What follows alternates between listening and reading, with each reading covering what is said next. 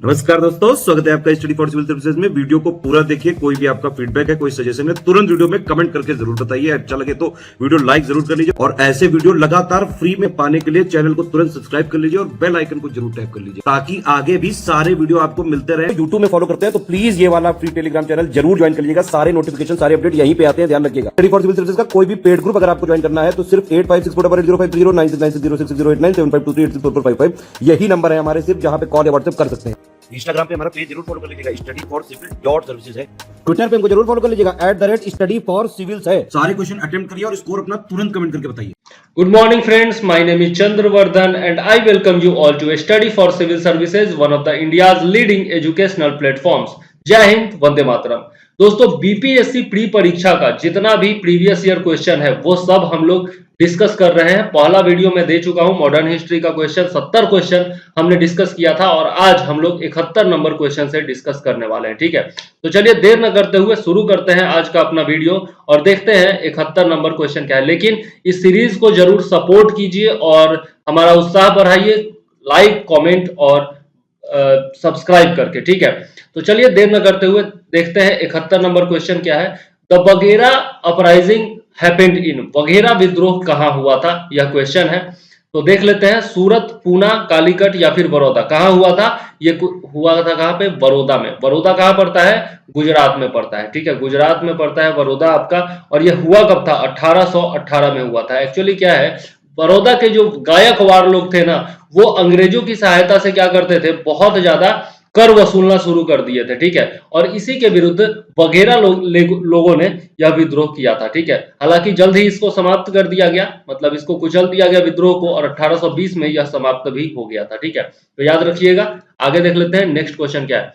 New lamp for old lake श्रृंखला, new lamps for old lake श्रृंखला 1893-94 के दौरान जो लिखा गया था, उसमें सर्वहारा वर्ग के साथ संपर्क से बाहर होने के लिए कांग्रेस की आलोचना किसने की थी? ठीक है, आलोचना की गई थी और इन लेखों का लेखक कौन था, यह क्वेश्चन पूछा जा रहा है। New lamps for old was a series of articles 1893-94 that criticized the Congress for being out of touch with the proletariat.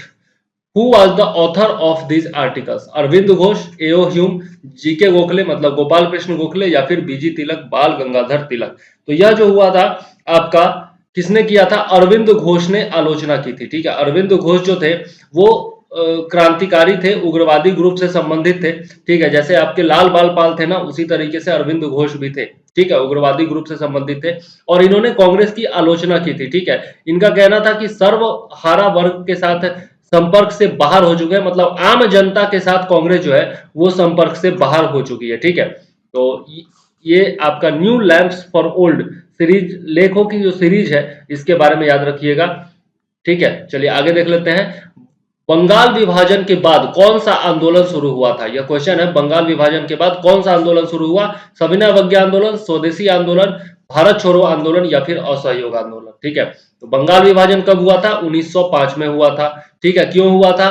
तो मैंने आपको बताया था पिछले वीडियो में भी कि बंगाल विभाजन इसलिए किया था करजन ने, क्योंकि बंगाल में ही सबसे ज्यादा बुद्धिजीवी लोग रहते थे और राजनीतिक रूप से सक्रिय और समृद्ध लोग जो थे जितने भी, वो बंगाल में ही रहा करते थे। और करजन का मानना था कि अगर सब लोग एकीकृत होकर के रहे, इकट्ठा होकर के रहे, तो अंग्रेजों के लिए खतरा हो सकता है। ठीक है, तो वैसे करजन ने यह ऑफिशियल कारण यह बताया था कि प्रशासनिक कारणों से बंगाल का विभाजन किया जा रहा है। ठीक है, लेकिन कारण कुछ और ही था। अब इसके विरुद्ध जो है स्वदेशी आंदोलन चलाया गया था। स्वदेशी आंदोलन चलाया गया था, रविंद्रनाथ टैगोर जो थे उन्होंने इसके विरुद्ध स्वदेशी आंदोलन के दौरान राखी उत्सव मनाने का भी एक प्रावधान किया था, मतलब प्रायोजन किया था, राखी बांधा गया था एक दूसरे को। ठीक है, और बंगाल विभाजन को रद्द कब किया गया? 1911 में रद्द कर दिया गया और इसी के साथ जो है बंगाल से बिहार और ओडिशा को पृथक कर दिया गया था। 1911 में ही कलकत्ता से राजधानी जो है वो दिल्ली स्थानांतरित कर दी गई थी। तो ये सब इतिहास है जो कि आपको याद होना चाहिए। ठीक है,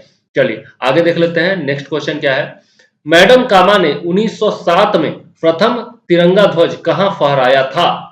Where did Madam Kama hoist the first tricolor flag in 1907? 1907 में फहराया था सबसे पहले। तो ये याद रखिए, लंदन, पेरिस, मॉस्को या फिर स्टुटगार्ड। तो आंसर क्या हो जाएगा? स्टुटगार्ड हो जाएगा। स्टुटगार्ड में, कहां के स्टुटगार्ड में? जर्मनी के स्टुटगार्ड में मैडम कामा ने तिरंगा झंडा फहराया था, ठीक है, याद रखिएगा। चलिए, इसके बारे में मैं पहले भी बता चुका हूं, तो आगे इस वीडियो में नहीं बताऊंगा, पिछले वीडियो में मैं इसके बारे में बता चुका हूं ऑलरेडी, ठीक है। जर्मनी के स्टुटगार्ट में उन्होंने पहला तिरंगा ध्वज फहराया था, ठीक है। चलिए आगे देख लेते हैं, इंडियन नेशनल कांग्रेस की प्रथम भारतीय महिला अध्यक्षा कौन थी? प्रथम भारतीय महिला अध्यक्षा पूछा जा रहा है, यहां पर गौर करिएगा, प्रथम महिला अध्यक्षा पूछेगा तब आपका एनी बेसेंट आ जाएगा, ठीक है, लेकिन प्रथम भारतीय महिला अध्यक्षा पूछ रहा है, यानी कि भारत की महिला, तो श्रीमती एनी बेसेंट, सुचेता कृपलानी, सरोजनी नायडू या फिर इंदिरा गांधी। इंदिरा गांधी तो उस समय थी भी नहीं, तो इंदिरा गांधी तो होगा नहीं, आंसर क्या हो जाएगा? सरोजनी नायडू हो जाएगा, ठीक है। सरोजनी नायडू जो थी वो बनी थी कब? 1925 में, 1925 में कानपुर अधिवेशन में, ठीक है, ये याद रखिएगा, 1925 कानपुर अधिवेशन में बनी थी, जो कि 40वां अधिवेशन था, ठीक है, 40वें अधिवेशन में बनी थी, ठीक है। तो ये तीनों चीजें आप याद रखिएगा, प्रथम भारतीय महिला, ठीक है, सरोजनी नायडू। ओके, चलिए आगे देख लेते हैं, नेक्स्ट क्वेश्चन क्या है। गांधी जी ने भारत में पहली बार सत्याग्रह आंदोलन बिहार में कहां प्रारंभ किया था? यह भी हम लोग पिछले वीडियो में डिस्कस कर चुके हैं, चंपारण, छपरा, बेतिया या फिर पटना, चारों बिहार के ही स्थान दिए हुए हैं, आंसर क्या हो जाएगा? चंपारण। चंपारण, चंपारण में हो गया था कब? 1917 में, 1917 में। मैंने आपको बताया था कि राजकुमार शुक्ला ने इनको आमंत्रित किया था, पिछले वीडियो में मैं बता चुका हूं, राजकुमार शुक्ला ने इनको आमंत्रित किया था 1916 के लखनऊ अधिवेशन में, वो गांधी जी से मिले थे और तिनकठिया पद्धति जो चंपारण में चलाई जा रही थी उसके विरुद्ध उन्होंने गांधी जी को बताया था कि भैया तिनकठिया पद्धति जो है वो बहुत ज्यादा नुकसान पहुंचा रहा है किसानों को, और इस कारण से उन्होंने आंदोलन किया था, ठीक है, पहला सत्याग्रह आंदोलन उसी को कहा जाता है। चलिए आगे देख लेते हैं, 1920-22 मतलब 1920-22 के असहयोग आंदोलन के दौरान बिहार में प्रचलित मान्यताओं में से था कि उनकी जीत होगी, क्योंकि गांधी जी धर्म के प्रतीक थे, एक निपुण राजनीतिज्ञ थे, गांधी जी को अंग्रेजों को हराने का तरीका पता था, या फिर गांधी जी अंग्रेजी जानते थे? अंग्रेजी जानते थे, बात सही है, लेकिन ये ऑप्शन ठीक नहीं लगता है। निपुण राजनीतिज्ञ थे, ये भी बात सही है, लेकिन यह भी आंसर सही नहीं है। धर्म के प्रतीक थे, लेकिन यह भी आंसर सही नहीं होगा। आंसर सही क्या हो जाएगा? गांधी जी को अंग्रेजों को हराने का तरीका पता था, ऐसी मान्यता हो गई थी, क्योंकि असहयोग आंदोलन से पहले वो चंपारण में आंदोलन कर चुके थे, जो कि सफल रहा था। इसके अलावा वो अहमदाबाद में आंदोलन कर चुके थे, मिल मजदूरों का जो आंदोलन था उसमें भी उनको सफलता मिली थी, ठीक है, और इसके अलावा खेरा में जो सत्याग्रह हुआ था उसमें भी उनको सफलता मिली थी। तो इन सब सफलताओं के बाद ऐसी बिहार में भी मान्यता थी और पूरे देश भर में मान्यता था कि गांधी जी को अंग्रेजों को हराने का तरीका पता था, ठीक है। तो आंसर क्या हो जाएगा? सी हो जाएगा, 77 का सी आंसर हो जाएगा। चलिए आगे देख लेते हैं, नेक्स्ट क्वेश्चन क्या है। किस घटना के बाद महात्मा गांधी ने असहयोग आंदोलन को अपनी हिमालय जैसी भूल बताई थी? चौरी चौरा, खेरा सत्याग्रह, नागपुर सत्याग्रह या फिर Rajkot Satyagraha? After which incident Mahatma Gandhi had called non cooperation movement as his Himalayan blunder? तो असहयोग आंदोलन के बाद कौन सा घटना हुआ था? चौरी चौरा की घटना हुई थी। चौरी चौरा जो है वो गोरखपुर के नजदीक है, ठीक है, गोरखपुर के नजदीक है, जहां पर क्या हुआ था कि सत्याग्रहियों पर पुलिस ने क्या किया? गोली चला दिया। अब गोली कांड हुआ तो फिर सत्याग्रही जो है वो हिंसक हो गए और उन्होंने पुलिस थाने में आग लगा दी, ठीक है। अब इससे क्या हो गया? पुलिस थाने में जब आग लगाई गई, और ये कब हुआ था? 4 फरवरी को हुआ था, 4 फरवरी 1922 को यह घटना हुई थी, ठीक है। अब पुलिस थाने में आग लगा दी तो कुछ पुलिस वाले मर गए, इतने सारे सत्याग्रही मरे और कुछ पुलिस वाले मर गए। अब गांधी जी ने इसको अपना हिमालय जैसा भूल बताया। उन्होंने कहा कि भारतीय जो है वो अभी आजादी के लिए तैयार नहीं है, और उन्होंने क्या किया? चौरी चौरा घटना के कारण असहयोग आंदोलन को स्थगित कर दिया, ठीक है। तो ये था चौरी चौरा। चलिए आगे देख लेते हैं, 1922 में गया के इंडियन नेशनल कांग्रेस के अधिवेशन के अध्यक्ष कौन थे? क्वेश्चन है, who was the president of Gaya session of the Indian National Congress held in 1922? तो सबसे पहले तो याद रखिएगा, गया कहाँ है? बिहार में है। तो बिहार में 1922 में कांग्रेस का सेशन हुआ था, गया में। अब इसके बारे में पूछा जा रहा है, इसके अध्यक्ष कौन थे? चित्तरंजन दास, एस.एन. बनर्जी, सत्येंद्र नाथ बनर्जी हो गया, या फिर आपका डॉक्टर राजेंद्र प्रसाद, या फिर हाकिम अजमल खान? आंसर क्या हो जाएगा? 79 का आंसर हो जाएगा आपका चित्तरंजन दास। चित्तरंजन दास जो थे वो 1922 में गया के इंडियन नेशनल कांग्रेस के अधिवेशन के अध्यक्ष थे, और इसी के बाद याद होगा आपको, इसी के बाद 1923 में चित्तरंजन दास और मोतीलाल नेहरू ने स्वराज दल का गठन कर लिया था, ठीक है। तो इस अधिवेशन में जो है मतभेद हो गया था। इनका मानना था कि उन्हें काउंसिल में शामिल होकर के, जो गवर्नर जनरल की काउंसिल थी उसमें शामिल होकर के या फिर विधान परिषद में शामिल होकर के और तब उसके अंदर से सिस्टम में शामिल होकर के तब विरोध प्रदर्शन करना चाहिए और कानूनों को लागू होने से रोकना चाहिए। लेकिन इंडियन नेशनल कांग्रेस में बहुत सारे नेताओं ने इसका विरोध किया और इसी कारण से उनमें मतभेद उत्पन्न हुआ और फिर मोतीलाल नेहरू और चित्तरंजन दास जो है वो स्वराज दल बना करके अलग हो गए 1923 में। ठीक है, तो ये थे चित्तरंजन दास जो कि गया में 1922 में इंडियन नेशनल कांग्रेस के अध्यक्ष थे। चलिए आगे देख लेते हैं, किस क्षेत्र में राहुल सांकृत्यायन 1920 के असहयोग आंदोलन में सक्रिय थे? छपरा, दिल्ली, लखनऊ या फिर पटना? छपरा में वो ज्यादा सक्रिय थे। छपरा में राहुल सांकृत्यायन सक्रिय थे, जो कि बिहार में है। ठीक है, बिहार में है, सारण जिले में छपरा है। ठीक है, बिहार से सारण जिले से छपरा से वो मतलब कि यहाँ पर सक्रिय थे। ठीक है, याद रखिएगा।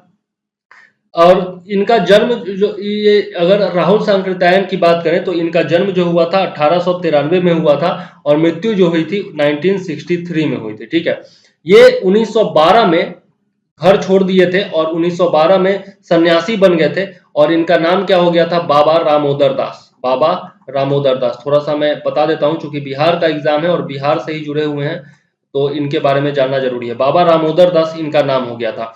1921 में 1921 में इन्होंने असहयोग आंदोलन में भाग लिया और इनको जो है 6 माह के जेल की भी सजा हुई थी। ठीक है, तो ये सक्रिय कहां से थे? छपरा से सक्रिय थे, याद रखिएगा। जन्म मृत्यु सब कुछ मैंने बता दिया आपको इनके बारे में। चलिए, स्वामी सहजानंद सरस्वती ने भूमि और जल मार्ग के राष्ट्रीयकरण की मांग के साथ अखिल भारतीय संयुक्त किसान सभा का गठन किया। उनकी मृत्यु से ठीक पहले वो बहुत कम उम्र में 1930 के दशक में या फिर 1920 के दशक में। मैंने आपको बताया था कि अखिल भारतीय संयुक्त किसान सभा, यहाँ पर यूनाइटेड किसान सभा है। देखिए यहाँ पर क्या है? ऑल इंडिया यूनाइटेड किसान सभा। मैंने बताया था अखिल भारतीय किसान सभा के बारे में बताया था कि 1936 में इसका उन्होंने गठन किया था। किन्होंने? स्वामी सहजानंद सरस्वती ने किया था। ठीक है, अब यहां पर यदि देखें तो उनकी मृत्यु से ठीक पहले कब किया था? 1949 में। 1949 में उन्होंने ऑल इंडिया यूनाइटेड किसान सभा का गठन किया था। ठीक है, तो यह जो है आपका आंसर क्या हो जाएगा यहाँ पर? उनकी मृत्यु से ठीक पहले। ठीक है, तो 1949 में उन्होंने किया था। ये दोनों में अंतर समझिए, ये है आपका अखिल भारतीय किसान सभा और ये है अखिल भारतीय संयुक्त किसान सभा, दोनों में अंतर है। ठीक है, एक 1936 और एक 1949। ठीक, याद रखिएगा। चलिए आगे देख लेते हैं नेक्स्ट क्वेश्चन हमारा क्या है। नेक्स्ट क्वेश्चन यदि हम लोग देखें तो ये है कि किसने दुखी आत्मा और दुखी हृदय जैसे छद्म नामों के तहत लिखकर चंपारण के किसानों की दुर्दशा पर प्रकाश डाला था? पीर मोहम्मद मुनीस, राजेंद्र प्रसाद, सहजानंद सरस्वती या फिर एस.एन. सिन्हा? तो यहां पर यदि देखें तो क्वेश्चन है, who highlighted the plight of the peasants of Champaran by writing under the pseudonyms like Dukhi Atma and दुखी हृदय? आंसर क्या हो जाएगा? पीर मोहम्मद मुनीस। पीर मोहम्मद मुनीस ने इन छद्म नामों के साथ किसानों की दुर्दशा को बताया था चंपारण में। ठीक है, याद रखिएगा, पीर मोहम्मद मुनीस। ठीक, आगे देख लेते हैं, भारतीय कम्युनिस्ट पार्टी और राष्ट्रीय स्वयंसेवक संघ की स्थापना के क्रमशः सबसे करीबी वर्ष पहचानिए। Identify the years those are closest to the founding of Communist Party of India and RSS respectively. तो 1915 या फिर 1914, 1925, 1928, 1925 और 29। आंसर क्या हो जाएगा? 1925। दोनों की स्थापना जो है 1925 में हुई थी। चाहे वो आप भारतीय कम्युनिस्ट पार्टी की बात करें, CPI communist Party of India, या फिर आप आरएसएस की बात करें। सीपीआई की यदि बात करें या फिर आईसीपी या फिर सीपीआई, दोनों एक ही हुआ। तो सीपीआई की बात करें तो इसकी स्थापना जो हुई थी वो 26 दिसंबर को हुई थी। 26 दिसंबर 1925 को हुई थी। और आरएसएस की स्थापना की बात करें तो इसकी स्थापना 27 सितंबर को हुई थी। ठीक है, तो दोनों हुआ कब था? 25 में ही हुआ था। 1925 में ही दोनों स्थापित हुआ था। इसलिए आंसर क्या हो जाएगा? 1925, 1925। ठीक, चलिए आगे देख लेते हैं नेक्स्ट क्वेश्चन हमारा क्या है। नेहरू रिपोर्ट का मसौदा एक समिति ने बनाया था जिसकी अध्यक्षता किसने की थी और विषय क्या था? यह पूछा जा रहा है। The Nehru report was drafted bye a committee headed by dash and the subject was dash. तो मोतीलाल नेहरू और जवाहरलाल नेहरू ब्रिटिश साम्राज्य के साथ भारत के संबंध, पहला ऑप्शन है। दूसरा है जवाहरलाल नेहरू और भारत में स्थानीय स्वशासन, मोतीलाल नेहरू और भारत में संवैधानिक व्यवस्था, जवाहरलाल नेहरू और भारत में संवैधानिक व्यवस्था। तो सबसे पहले तो मोतीलाल नेहरू ने किया था, नेहरू रिपोर्ट मोतीलाल नेहरू ने बनाया था। जवाहरलाल नेहरू भी दिया हुआ है इसलिए गलत हो जाएगा, इसमें भी जवाहरलाल नेहरू दिया हुआ है गलत हो जाएगा, और इसमें भी जवाहरलाल नेहरू दिया हुआ है गलत हो जाएगा। तो आंसर क्या हो जाएगा? सी हो जाएगा। कभी कभार क्या होता है, आप आंसर छांट भी सकते हैं, ठीक है, आप आंसर छांट भी सकते हैं। जैसे अभी मैंने छांटा है, जवाहरलाल नेहरू नहीं होगा तो 3 ऑप्शन में दिया हुआ है तो तीनों को मैंने छांट दिया, तो एक बच गया, वही सही आंसर होगा। तो मोतीलाल नेहरू ने नेहरू रिपोर्ट बनाया था और भारत में संवैधानिक व्यवस्था इसका विषय था, ठीक है, आपको याद होना चाहिए। चलिए अब इसके बारे में थोड़ा सा यदि हम लोग देख ले तो उस समय भारत सचिव थे कौन? लॉर्ड बेरकेनहेड, ठीक है, लॉर्ड बेरकेनहेड उस समय भारत सचिव हुआ करते थे, और उनका ये चैलेंज था कि भारतीय जो है वो अपने लिए एक समुचित संविधान का प्रारूप तैयार कर ही नहीं सकते हैं, ठीक है। अब इनके चैलेंज को एक्सेप्ट करते हुए कांग्रेस ने एक समिति बनाई थी जो कि पंडित मोतीलाल नेहरू के नेतृत्व में बनाई गई थी, और उसी नेहरू समिति ने नेहरू रिपोर्ट बनाई जिसको कि बनाया गया, ठीक है, नेहरू रिपोर्ट बनाया गया, ठीक, याद रखिएगा। इसके लिए 1928 में सर्वदलीय सम्मेलन बुलाया गया था और फिर मोतीलाल नेहरू की अध्यक्षता में एक समिति बनाई गई थी, ठीक है, याद जरूर रखिएगा। इस समिति में सदस्य कितने थे? टोटल 8 सदस्य थे, ये भी आपको याद रखना चाहिए, ठीक है। और इस समिति ने मांग क्या क्या की थी? तो सांप्रदायिक निर्वाचन पर सांप्रदायिक आधार पर जो अलग निर्वाचक मंडल बनाया गया था 1919 में या फिर 1909 में, इसका नेहरू रिपोर्ट में विरोध किया गया, ठीक है, कि सांप्रदायिक आधार पर अलग निर्वाचक मंडल नहीं होना चाहिए। दूसरा, इन्होंने डोमिनियन स्टेटस की भी मांग की थी, ठीक है, तो ये याद रखिएगा क्या क्या मांग किया था और किसका विरोध किया था, ठीक। चलिए आगे देख लेते हैं।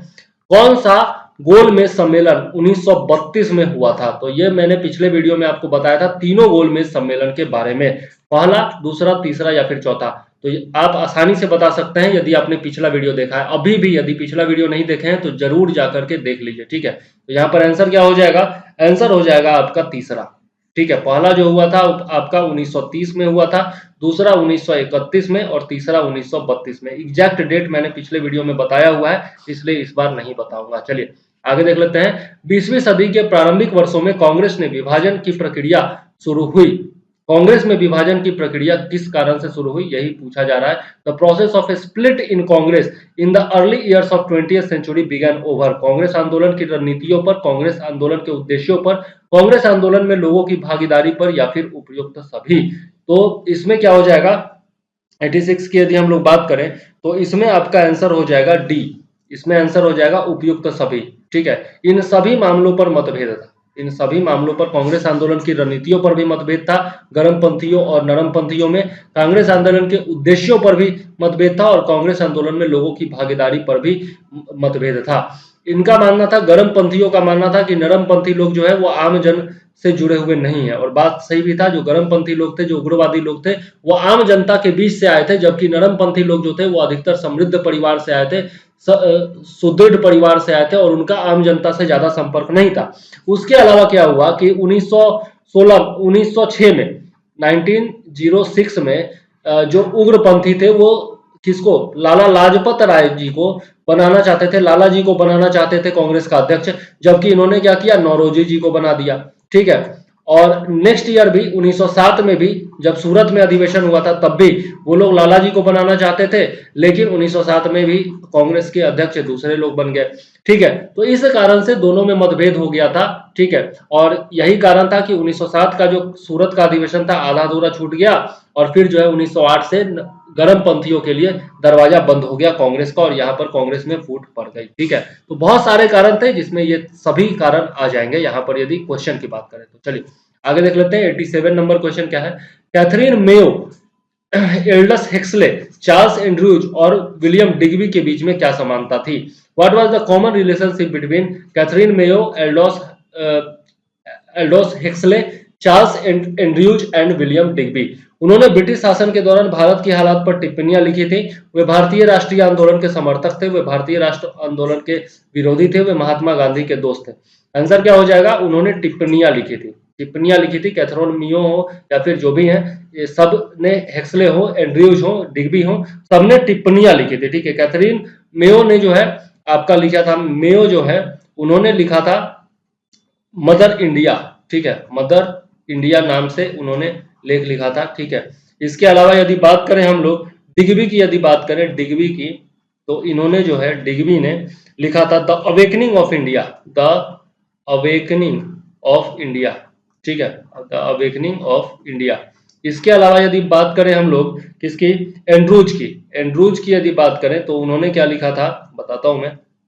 एंड्रयूज ने लिखा था महात्मा के मित्र 1904 में ये भारत आए थे, सॉरी, चार्ल्स एंड्रयूज जो थे वो 1904 में भारत आए थे और महात्मा गांधी के मित्र भी थे, और इन्होंने टिप्पणी भी लिखी थी, ठीक है, इन्होंने टिप्पणी भी लिखी थी। चलिए, और हेक्सले जो थे, हेक्सले जो थे इन्होंने भी टिप्पणी लिखी थी, और ये जो है हेक्सले, ये आपके 1900 के आसपास भारत आए थे, ठीक है। तो इन चारों ने ही भारत की हालात पर टिप्पणी लिखी थी, यही इसमें समानता है चारों में। चलिए आगे देख लेते हैं। निम्नलिखित पंक्तियों को किसने लिखा, सरफरोशी की तमन्ना अब हमारे दिल में है, देखना है जोर कितना बाजुए कातिल में है। बिस्मिल, राजगुरु, भगत सिंह या फिर आजाद। तो यहाँ पर बिस्मिल हो जाएगा, ठीक है, बिस्मिल जो है वो सही आंसर हो जाएगा, याद रखिएगा आप। लेकिन यहाँ पर हम लोग राम प्रसाद बिस्मिल से बार बार कंफ्यूज हो जाते हैं कि राम प्रसाद बिस्मिल ने इसको लिखा था, ये गलत बात है। बिस्मिल अजीमाबादी, नाम इनका क्या था, बिस्मिल अजीमाबादी, जिन्होंने यह लिखा था सरफरोशी की तमन्ना अब हमारे दिल में है, ठीक है, याद रखिएगा, बिस्मिल अजीमाबादी उनका नाम था। और ओरिजिनल नाम यदि बात करें तो इनका ओरिजिनल नाम था सैयद शाह मोहम्मद हसन, सैयद शाह मोहम्मद हसन इनका ओरिजिनल नाम था, और ये बिस्मिल अजीमाबादी के नाम से लिखा करते थे, ठीक है, बहुत बड़े शायर। चलिए, और इनका जन्म यदि हम लोग बात करें तो इनका जन्म हुआ था 1901 में, इनका जन्म हुआ था 1901 में बिस्मिल अजीमाबादी का। और इन्होंने प्रकाशन जो हुआ था, इसका प्रकाशन जो हुआ था वो 1902 आपका 1922 में हुआ था, 1922 में प्रकाशन हुआ था। और ये जो लिखा गया था सरफरोशी की तमन्ना अब हमारे दिल में है, देखना है जोर कितना बाजुए कातिल में है, ठीक है, यह अब्दुल गफ्फार की पत्रिका, अब्दुल गफ्फार नाम के एक लेखक थे, अब्दुल गफ्फार, ठीक है, प्रकाशक थे, उनकी पत्रिका का नाम था सबाह, ठीक है, उसी में यह छपा था, यह शायरी, ठीक है, सरफरोशी की तमन्ना अब हमारे दिल में है, देखना है जोर कितना बाजुए कातिल में है, ठीक है। और इनका जन्म जो हुआ था, ये अजीमाबादी जी जो थे, इनका जन्म हुआ था कहां पर, बिहार में हुआ था, ठीक है, बिहार में हुआ था, इसलिए यह बहुत ही महत्वपूर्ण क्वेश्चन बन जाता है। और बिहार में कहां हुआ था,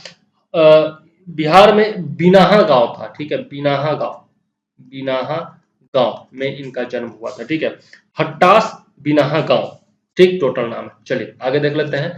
किसने 1921 ईस्वी में पहली बार पूर्ण स्वतंत्रता की मांग को उठाया था, 1921 ईस्वी में पूर्ण स्वतंत्रता की मांग को किसने उठाया था, who raised the demand of complete independence for the first time in 1921, Maulana Mohammad Ali, Pandit Jawaharlal Nehru, Mahatma Gandhi या फिर मौलाना हजरत मोहानी, ठीक है। यदि इसका देखें हम लोग आंसर तो मौलाना हजरत मोहानी हो जाएगा, ठीक है।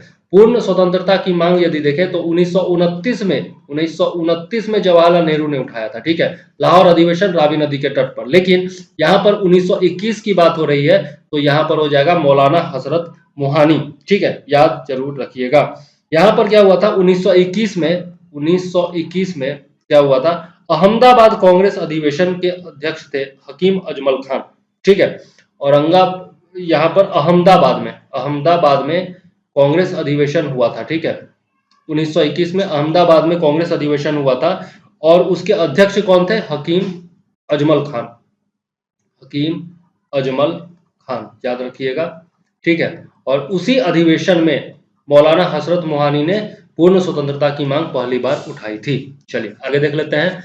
महाराष्ट्र में रामोशी किसान आंदोलन से कौन जुड़ा था, महाराष्ट्र में रामोशी किसान आंदोलन से कौन जुड़ा था, who was associated with Ramoshi peasant movement in Maharashtra, Nyayamurti Ranade, Gopal Krishna Gokhale, Vasudev Balwant Phadke या फिर ज्योतिबा फूले।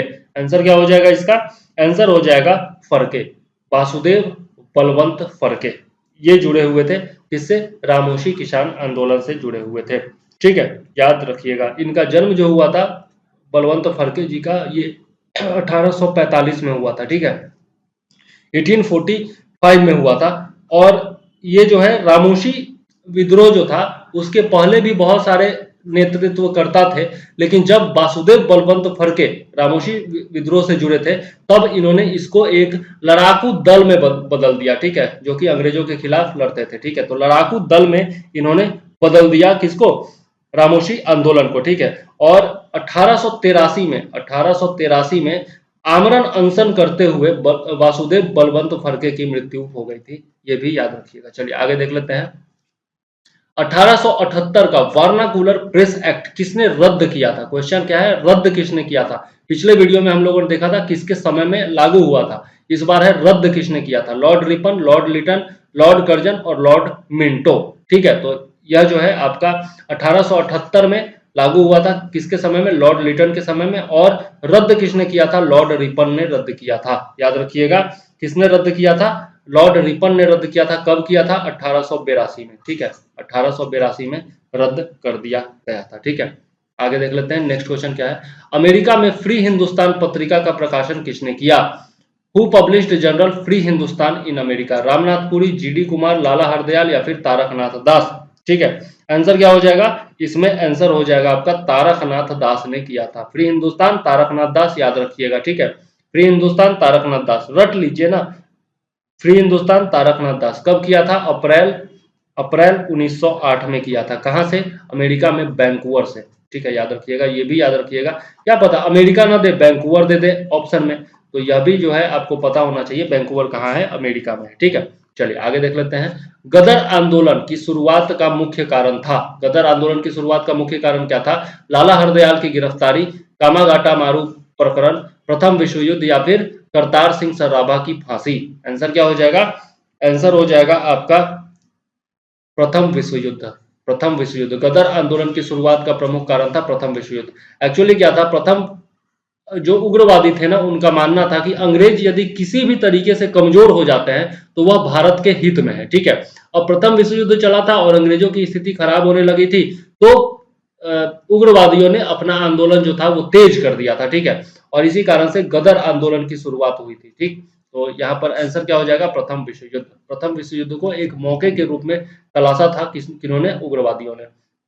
चलिए, उग्रवादी कहना सही नहीं होगा, क्रांतिकारी कहना ज्यादा सही होगा। वैसे उग्रवादी किताबों में लिखता है, होम रूल सपोर्टर किस सत्र में अपनी राजनीतिक शक्ति में सफल हुए? In which session home rule supporter succeeded in their political power? Congress का लखनऊ अधिवेशन 1916, एआईटीयूसी बॉम्बे का अधिवेशन 1920, पहले यूपी 1918 की किसान सभा और संयुक्त एआईटीयूसी और एनटीयू 1938 में नागपुर का सम्मेलन। तो आंसर क्या हो जाएगा, आंसर का हो जाएगा यहाँ पर कांग्रेस का लखनऊ अधिवेशन। कांग्रेस के लखनऊ अधिवेशन 1916 में ये लोग जो है अपना कर पाए थे, अपनी शक्ति का प्रदर्शन कर पाए थे, क्योंकि कांग्रेस के एकीकरण में 1916 में कांग्रेस का एकीकरण हुआ था। और कांग्रेस के एकीकरण में होम रूल आंदोलन के जो नेता थे उनकी बहुत ही महत्वपूर्ण भूमिका थी, ठीक, बहुत ही महत्वपूर्ण भूमिका थी, चाहे वो तिलक हो चाहे वो एनी बेसेंट हो, ठीक है, दोनों की ही बहुत ही महत्वपूर्ण भूमिका थी कांग्रेस के एकीकरण में, ठीक। चलिए आगे देख लेते हैं। इंडियन अनरेस्ट के लेखक कौन थे? इंडियन अनरेस्ट एक किताब है जिसके लेखक थे दादा भाई नौरोजी, एनी बेसेंट, लाला लाजपत राय या फिर वैलेंटाइन सिरोल? आंसर क्या हो जाएगा, वैलेंटाइन सिरोल हो जाएगा, ठीक है। वैलेंटाइन सिरोल ने इंडियन अनरेस्ट लिखा था, ठीक है। इंडियन अनरेस्ट के लेखक वैलेंटाइन सिरोल थे। और उन्होंने भारतीय अशांति का जनक किसको कहा था? तिलक को कहा था, ठीक है। तिलक को उन्होंने भारतीय अशांति का जनक बताया था, बीजी तिलक, बाल गंगाधर तिलक को, ठीक है, याद रखिएगा। आगे देख लेते हैं।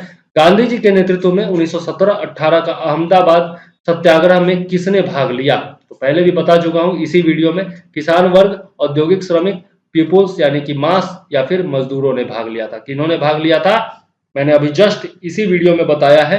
आंसर क्या हो जाएगा, औद्योगिक श्रमिक हो जाएगा, ठीक है, औद्योगिक श्रमिक हो जाएगा, ठीक, याद रखिएगा। श्रमिकों का यह विद्रोह प्रदर्शन था, ठीक है। यहाँ पर क्या हुआ था, किस कारण से हुआ था? 1918 में यह विद्रोह हुआ था और किस कारण से हुआ था? प्लेग बोनस को लेकर के हुआ था, ठीक है। प्लेग बहुत तेजी से फैला था और प्लेग के कारण बोनस का वादा किया गया था लेकिन बोनस दिया नहीं जा रहा था, ठीक है। तो वहां पर जाकर के महात्मा गांधी ने सत्याग्रह किया औद्योगिक श्रमिकों के साथ और फिर उनको सफलता मिली थी। किस शहर में 1920 में खिलाफत समिति का सम्मेलन आयोजित किया गया था, जिसमें गांधी जी से गैर सहयोग आंदोलन का नेतृत्व करने का अनुरोध किया गया था? In which town 1920s Khilafat committee conference was held which requested Gandhi ji to lead the non-cooperation movement? Lucknow, Lahore, Allahabad या फिर कराची? कहां पर हुआ था यह अधिवेशन? यह अधिवेशन जो हुआ था इलाहाबाद में हुआ था। आंसर क्या हो जाएगा? इलाहाबाद में हुआ था। कब हुआ था? 9 जून 1920 को हुआ था। ठीक है, 9 जून 1920 को खिलाफत कमेटी का हुआ था बैठक। ठीक है, और इसमें जो है गांधी जी की मांग को स्वीकार कर लिया था। गांधी जी ने मांग की थी कि मुसलमान भी जो है वो असहयोग आंदोलन में भाग ले। ठीक है, और इसी समिति की बैठक में क्या हुआ कि असहयोग आंदोलन की गांधी जी की मांग को स्वीकार कर लिया गया था। याद रखिएगा 9 जून 1920 इलाहाबाद। ठीक है, चलिए आगे देख लेते हैं। नेक्स्ट क्वेश्चन क्या है? नेक्स्ट है, अवध के एका आंदोलन का उद्देश्य क्या था?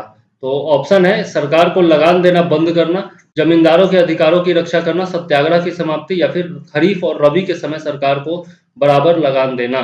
ठीक है, तो यहाँ पर जो है आपका डी ऑप्शन जो है ना थोड़ा सा गलत है। यहाँ पर डी ऑप्शन हो जाएगा कि लगान का नगद में परिवर्तन। जो लगान लिया जाता था वो नगद में लिया जाए, इसकी मांग की थी उन्होंने। लगान का नकद में परिवर्तन, लगान का नकद में परिवर्तन इसका प्रमुख उद्देश्य था। ठीक है, ये याद रखिएगा, लगान का नगद में परिवर्तन। वो लोग लगान देना चाहते थे लेकिन नगद में देना चाहते थे। ठीक है, तो आंसर क्या हो जाएगा? लगान का नकद में परिवर्तन। यहाँ पर थोड़ा सा टाइपिंग में मिस्टेक है। चलिए आगे देख लेते हैं। नेक्स्ट क्वेश्चन क्या है? नाई धोबी बंद सामाजिक बाइकआउट का एक स्वरूप था जो 1919 में किसानों द्वारा प्रतापगढ़ जिले में चलाया गया था। साधुओं द्वारा चलाया गया आंदोलन जिसमें निम्न जाति के लोगों का उद्धार हो सके, जमींदारों द्वारा गांव के निम्न जाति के विरुद्ध उठाया गया कदम, या फिर निम्न जाति द्वारा ठेकेदार के विरुद्ध उठाया गया आंदोलन। यहाँ पर अच्छा, एका आंदोलन के बारे में थोड़ा सा मैं बता देता हूँ। इससे पहले एका आंदोलन के बारे में यदि हम लोग बात करें तो यह जो है 1921-22 में चलाया गया था। सबसे पहले तो यह जान लीजिए 1921-22 में यह आंदोलन चलाया गया था। ठीक है, और पिछड़ी जातियों ने चलाया था। पिछड़ी जाति के मदारी पासी ने इसका नेतृत्व किया था। ठीक है, मदारी पासी ने इसका नेतृत्व किया था, यह याद रखिएगा। ठीक है, और लगान का नकद में परिवर्तन इसका उद्देश्य था। चलिए अब यहाँ पर हम लोग देख रहे थे किसानों के प्रतापगढ़ जिले में जो किसानों ने आंदोलन चलाया था उसके बारे में हम लोग देख रहे थे। तो इसके बारे में यदि हम लोग देखें तो आंसर क्या हो जाएगा? आंसर हो जाएगा किसानों द्वारा प्रतापगढ़ जिले में चलाया गया था। ठीक है, जो आपका नाई धोबी बंद आंदोलन था, नाई धोबी बंद जो सामाजिक बाइकाट का एक स्वरूप था, यह किसानों द्वारा प्रतापगढ़ जिले में चलाया गया था। ठीक, चलिए अब इसके बारे में यदि हम लोग देखें तो झिंगुरी सिंह और दुर्गपाल की इसमें बहुत महत्वपूर्ण भूमिका थी। झिंगुरी सिंह और दुर्गपाल, इन दोनों की इसमें बहुत ही महत्वपूर्ण भूमिका थी। ठीक है, इन्होंने क्या किया? अवध के किसानों को एक किया और फिर आंदोलन किया था। ठीक है, अवध के किसानों को एक करके प्रतापगढ़ जिले में इन्होंने आंदोलन किया था। ठीक है, लेकिन बाद में इससे बाबा रामचंद्र जुड़े। ठीक है, बाबा रामचंद्र जुड़े। ठीक, और इन्होंने इस आंदोलन को बहुत तेज कर दिया। इन्होंने अवध के किसानों को एक करके और फिर इस आंदोलन को बहुत तेज गति दे दी। ठीक है, तो याद रखिएगा झिंगुरी सिंह, दुर्गपाल और बाबा रामचंद्र तीनों जो है वो प्रतापगढ़ जिले के आंदोलन से जुड़े हुए हैं, नाई धोबी बंद आंदोलन से। ठीक है, चलिए आगे देख लेते हैं। आईएनए किसके दिमाग की उपज थी? आईएनए यानी कि इंडियन नेशनल आर्मी किसके दिमाग की उपज थी और किसने इसकी स्थापना की? INA was the brain child of whom and who founded it? Subhash Chandra Bose, doctor Mohan Singh, Chandrashekhar Azad और भगत सिंह। चंद्रशेखर आजाद तो होगा नहीं, भगत सिंह होगा नहीं। सुभाष चंद्र बोस और डॉक्टर मोहन सिंह में कंफ्यूजन हो सकता है, लेकिन यहाँ पर आंसर क्या हो जाएगा? डॉक्टर मोहन सिंह हो जाएगा। ठीक है, ये कौन थे? डॉक्टर मोहन सिंह जो थे वो ब्रिटेन सेना में ऑफिसर थे, ब्रिटेन की सेना में अधिकारी थे, और बाद में जो है ये जापानियों के सहयोग से युद्ध बंदियों के साथ मिलकर के आईएनए का गठन किए थे। ठीक है, जब जापान की स्थिति मजबूत होने लगी तो ये क्या किए थे? डॉक्टर मोहन सिंह जो है वो जापान के साथ मिल गए थे और जापान ने इनको जो है युद्ध बंदियों को दे दिया और युद्ध बंदियों की सहायता से, सहयोग से इन्होंने आईएनए का गठन कर दिया था। ठीक है, और बाद में इससे जुड़े कौन? सुभाष चंद्र बोस। आगे देख लेते हैं, कांग्रेस की किस कार्यकारी समिति ने भूमि स्वामित्व के अधिकार को समाप्त करने की नीति अपनाई थी? Which executive committee of Congress adopted a policy to abolish the right of land ownership? कार्यकारी समिति 1937, 1942, 1945 या फिर 1946? आंसर क्या हो जाएगा? आंसर हो जाएगा आपका ए, यानी कि कांग्रेस की कार्यकारी समिति 1937 ने ऐसा किया था। ठीक है, संयुक्त प्रांत और बिहार में काश्तकारी बिल पारित किया गया था। इसके तहत जो है इसी में डिसीजन लेकर के और संयुक्त प्रांत और बिहार, संयुक्त प्रांत यानी कि यूपी और बिहार में काश्तकारी बिल को पारित किया गया था। ठीक है, चलिए आगे देख लेते हैं। नेक्स्ट क्वेश्चन क्या है, निम्नलिखित में से किसने 1857 के विद्रोह को एक षड्यंत्र की संज्ञा दी? सर जेम्स आउटरम और डब्ल्यू टेलर, सर जॉन के, सर जॉन लॉरेंस और टी आर होम्स। आंसर क्या हो जाएगा? आंसर हो जाएगा इसका ए, सर जेम्स आउटरम और डब्ल्यू टेलर। इन्होंने क्या कहा था कि हिंदू मुस्लिम षड्यंत्र का परिणाम था 1857 का विद्रोह। लॉरेंस और सीले का कहना था, लॉरेंस और सीले का कहना था कि देश, यह जो है 1857 का आंदोलन जो है वह देशभक्ति रहित स्वार्थी सैनिक विद्रोह है। ठीक है, देशभक्ति रहित स्वार्थी सैनिक विद्रोह है, यह लॉरेंस और सीले का कहना था। तो यहाँ पर आंसर क्या हो जाएगा? षड्यंत्र की संज्ञा किसने दी? सर जेम्स आउटरम और डब्ल्यू टेलर ने दी थी। ठीक है, चलिए आगे देख लेते हैं। नेक्स्ट क्वेश्चन क्या है, निम्नलिखित में से किस वर्ग ने 1857 के आंदोलन में भाग नहीं लिया था? कृषि व्यापारी, गरीब व्यापारी, किसान और जमींदार। ठीक है, अब यहां से आपको आंसर चुनना है, केवल एक और दो, केवल 2 और 2 और 4। आंसर क्या हो जाएगा इसमें? इसमें जो है यदि हम लोग देखें तो जमींदारों ने भाग नहीं लिया था, जमींदारों ने भाग नहीं लिया था। एक आध जमींदार जो वीर कुंवर सिंह जैसे थे वो एक्सेप्शन थे, बाकी जमींदारों ने यदि देखें तो भाग नहीं लिया था। ठीक है, अब यहाँ पर और देखें यदि तो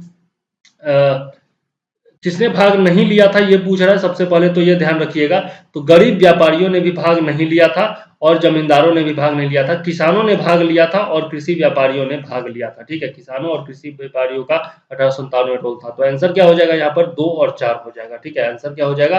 2 और 4 हो जाएगा। ठीक, मेनली लाइन आता है कि साहूकारों और जमींदारों ने भाग नहीं लिया था। साहूकारों और जमींदारों ने 1857 की क्रांति में भाग नहीं लिया था। ये कंप्लीट लाइन किताबों में लिखा हुआ मिलता है। चलिए, निम्नलिखित में से किस वर्ग ने 1905 के स्वदेशी आंदोलन से प्रभावित नहीं हुआ? कौन सा वर्ग जो है वो 1905 के स्वदेशी आंदोलन से प्रभावित नहीं हुआ? Which among the following classes didn't influenced by स्वदेशी मूवमेंट ऑफ 1905? महिलाएं, किसान, मुसलमान और बुद्धिजीवी। अब कोड है 1 और 2, 1 2 3, 2 3 और 2 4। आंसर क्या हो जाएगा इसमें? आंसर हो जाएगा आपका सी, 2 और 3, 2 और 3। मतलब किसान और मुसलमान जो थे वो प्रभावित नहीं हुए थे। महिलाओं ने भी भाग लिया था स्वदेशी आंदोलन में, जो शराब के ठेके थे सरकारी, उस पर जाकर के वो प्रदर्शन वगैरह किया करती थी। और बुद्धिजीवी वर्ग तो कांग्रेस से जुड़े हुए थे ही, जिन्होंने भाग लिया था स्वदेशी आंदोलन में। ठीक है, बुद्धिजीवी वर्ग में ही रविन्द्रनाथ टैगोर भी आते हैं, जिन्होंने राखी महोत्सव का आयोजन करवाने की बात की थी। ठीक है, और उन्होंने अलग अलग स्वदेशी आंदोलन के दौरान बहुत सारे स्कूल और विश्वविद्यालय भी खोले गए थे। ठीक है, निम्नलिखित में से किसने होम रूल लीग की स्थापना में योगदान नहीं दिया था? ये क्वेश्चन है, नहीं दिया था, ये याद रखिएगा। Bal Gangadhar Tilak, Annie Besant, S Subramania Iyer और एच एस ऑलकॉट। तो यहाँ पर एच एस ऑलकॉट की यदि बात करें तो ये थियोसॉफिकल सोसाइटी से जुड़े हुए थे। ठीक है, थियोसॉफिकल सोसाइटी से जुड़े हुए थे, ये होम रूल आंदोलन से जुड़े हुए नहीं थे। तो आंसर तो यहीं पर मिल गया आपका, एच एस ऑलकॉट। ठीक है, बाकी यदि बात करें तो बाल गंगाधर तिलक ने पुणे में, ठीक है, और एनी बेसेंट ने अडयार मद्रास में क्या किया था? होम रूल आंदोलन का नेतृत्व किया था। और एस सुब्रमण्यम अय्यर जो थे वो एनी बेसेंट के होम रूल आंदोलन से जुड़े हुए थे। ठीक है, यह भी याद रखिएगा। चलिए आगे देख लेते हैं, किसने खिलाफत आंदोलन को हिंदुओं और मुसलमानों की एकता के एक ऐसे अवसर के रूप में देखा जो 100 वर्षों से भी पुनः प्रस्तुत नहीं होगा? Who saw Khilafat movement as an opportunity for Hindu Muslim unity which would not seen in 100 years? Ali बंधु, अबुल कलाम आजाद, महात्मा गांधी या फिर खान अब्दुल गफ्फार खान? तो यहाँ पर महात्मा गांधी आंसर हो जाएगा। उन्होंने क्या किया, जब खिलाफत आंदोलन हुआ और देखा महात्मा गांधी ने कि अंग्रेजों के विरुद्ध मुसलमान जो है वो इकट्ठे हो चुके हैं, तो उन्होंने आह्वान किया कि भैया मुसलमान, हिंदू तो पहले से ही, कांग्रेस में हिंदुओं की संख्या ज्यादा थी और हिंदू तो पहले से ही अंग्रेजों के खिलाफ थे, अब मुसलमान भी खिलाफ हो चुके हैं, तो दोनों को अगर यूनाइटेड कर दिया जाए तो फिर दोनों मिल करके अंग्रेजों को परास्त कर सकते हैं। तो उन्होंने इसको एक बहुत बड़े मौके के रूप में देखा और तब जो है खिलाफत आंदोलन के साथ असहयोग, ये आपका खिलाफत आंदोलन के साथ आपका असहयोग आंदोलन भी चालू हो गया था। ठीक है, चलिए आगे देख लेते हैं, असहयोग आंदोलन के स्थगन संबंधी घटनाओं का सही क्रम का चयन करें। तो इसमें मैं पहले भी बता चुका हूं आपको इसी वीडियो में, लेकिन देख लेते हैं। चौरी चौरा में पुलिस गोलीकांड, उग्र भीड़ द्वारा पुलिस थाना को जलाना, गांधी जी द्वारा आंदोलन का स्थगन और गांधी जी की गिरफ्तारी। तो सबसे पहले तो गोली कांड हुआ, उसके बाद थाना को जला दिया गया उग्रभीर के द्वारा, उसके बाद गांधी जी ने आंदोलन का स्थगन कर दिया और फिर गांधी जी को गिरफ्तार कर लिया गया। तो ये सही क्रम ही है, तो 1, 2, 3, 4 इसका सही आंसर हो जाएगा। चलिए आगे देख लेते हैं। खुदाई खिदमतगार संगठन की स्थापना किसने की? हु फाउंडेड खुदाई खिदमतगार ऑर्गेनाइजेशन? अबुल कलाम आजाद, खान अब्दुल गफ्फार खान, इनायतुल्लाह मिस्री और मौलाना हसरत मोहानी। आंसर क्या हो जाएगा?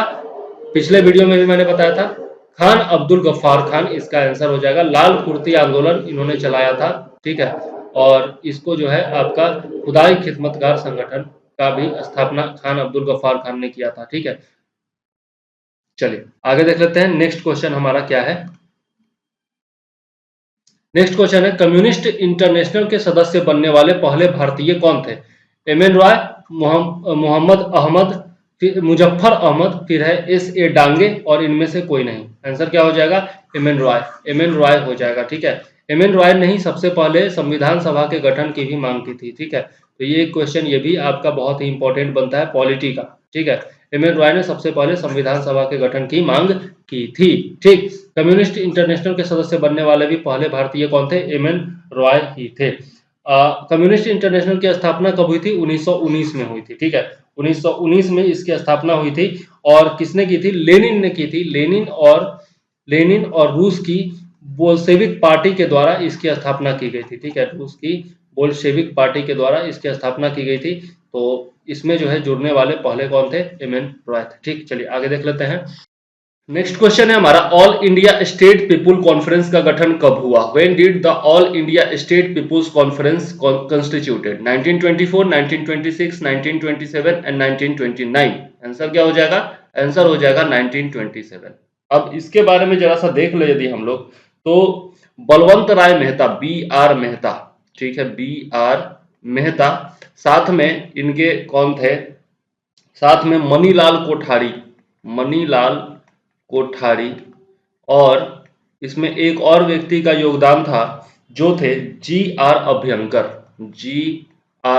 अभ्यंकर। इन तीनों ने मिलकर के all India state people conference का गठन किया था, ठीक है। कब किया था? 1927 में किया था, याद रखिएगा, ठीक है। चलिए आगे देख लेते हैं। नेक्स्ट क्वेश्चन क्या है?